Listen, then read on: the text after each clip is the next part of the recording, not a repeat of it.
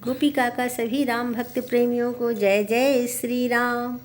और रामायण की कक्षा में आगे बढ़ते हुए आइए सीखते हैं, पढ़ते हैं और सिखाते हैं।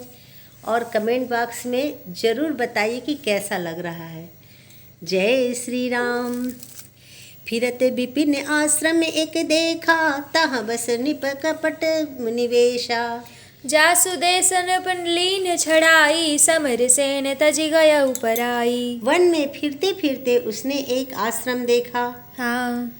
वहाँ कपट के वेश में मुनि का वेश बनाए एक राजा रहता था। अच्छा जिसका देश राजा प्रताप भानु ने छीन लिया था।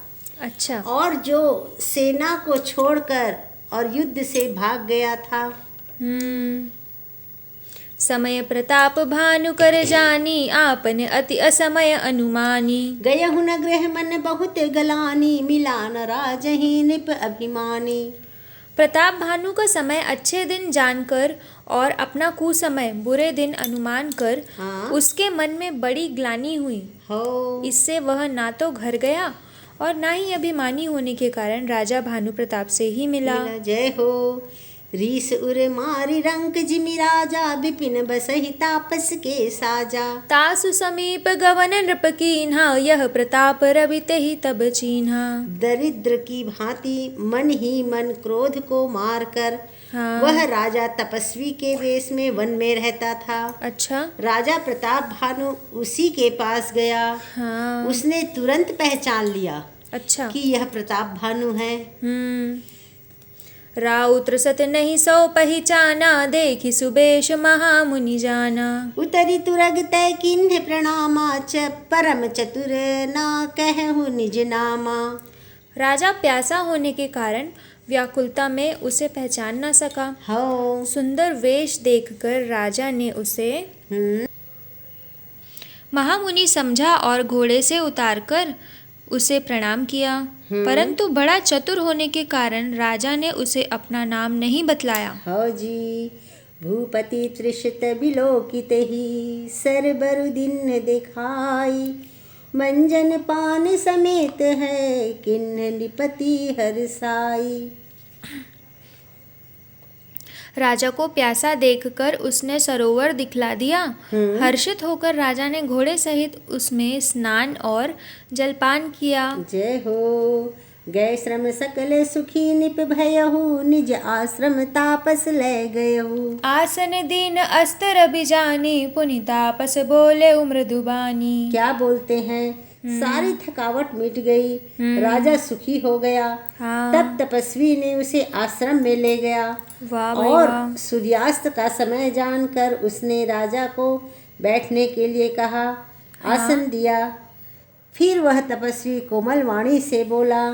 को तुम कस बन फिरहु अकेले, सुंदर जुबा जीव पर हेले। चक्रवर्ती के लक्षण तोरे, देखत दया लागी अति मोरे। तुम कौन हो। सुंदर युवक होकर जीवन की परवाह ना करके वन में अकेले क्यों फिर रहे हो। हाँ जी।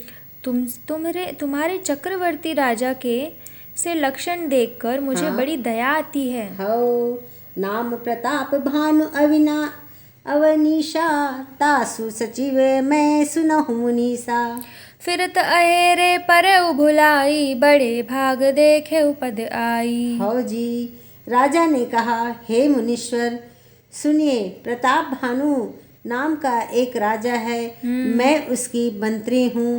अच्छा। शिकार के लिए फिरते हुए राह भूल गया हूँ। अच्छा। बड़े भाग्य से यहाँ आकर मैंने आपके चरणों के दर्शन पाए हैं। क्या बात है। कैसे कपटी लोग कैसा जाल बिछाते एकदम कैसा एकदम मीठा मीठा बोल के जो देते हैं जहर, वो ये है।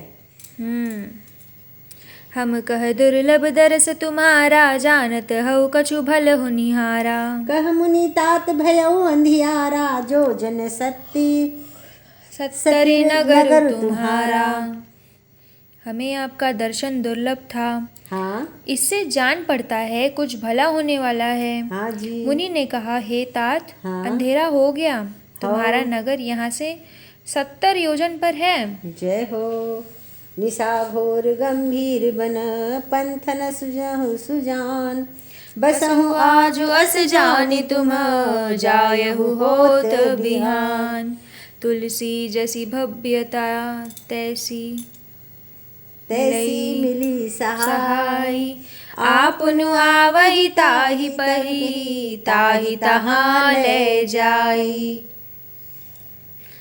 हे सुजान, हाँ सुनो, हाँ। घोर अंधेरी रात है, हाँ जी। घना जंगल है, हाँ रास्ता नहीं है, ऐसा समझकर तुम आज यहीं ठहर जाओ। हाँ जी। सवेरा होते ही चले जाना। तुलसीदास कहते हैं, हाँ जैसी भवितव्यता हाँ होनहार होती है, हाँ वैसे ही सहायता मिल जाती है। हाँ तो वह आप ही उसके पास आती है हाँ या उसको वहाँ ले जाती है। जो होने का रहता है, जो घटना जहाँ घटना रहेगा, तुलसीदास जी कहते हैं वो या फिर यहीं आ जाएगी या वो नहीं आ सकती तो वहाँ पर वो बुला लेती। जो होनहार होने का रहता है, तो ये नहीं आ सका, राजा वहाँ पहुँच गया। सही बात है। भले ही नाथ आय सुधरी शीशा, बांधि तुरग तरु बैठ मुनीसा। नृप बहु भांति प्रशंस उताही, चरण बंदे निज भाग्य सराही। हे नाथ, बहुत अच्छा, ऐसा कहकर और आपकी आज्ञा सिर चढ़ाकर घोड़े को वृक्ष से बांधकर राजा बैठ गया।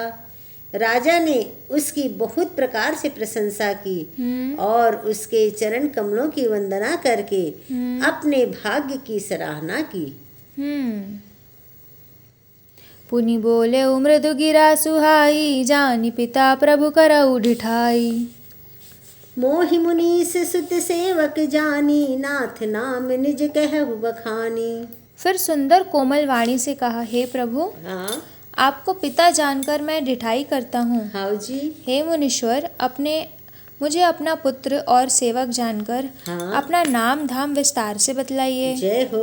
जो सत्य रहते हो वो सही ढंग से बोलते, सहजता से। तेहि न जान निप निपहि सो जाना, भूप सहृद सो कपट सयाना। बैरी पुनि छत्री मुनि राजा, छल बल किन्ह चहै निज काजा। राजा ने उसको नहीं पहचाना, हाँ? पर वह राजा को पहचान गया था। हाँ? राजा तो शुद्ध हृदय था, हाँ? और वह कपट करने में चतुर था। हाँ जी। एक तो वैरी, फिर जाति का क्षत्रिय, हाँ। फिर राजा।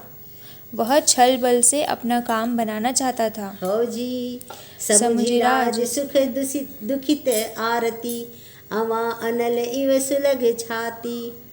सरल बचन नृप के सुनि काना, बयर संहारी हृदय हर्षाना। वह शत्रु अपने राज्य सुख को समझ करके स्मरण करके दुखी था।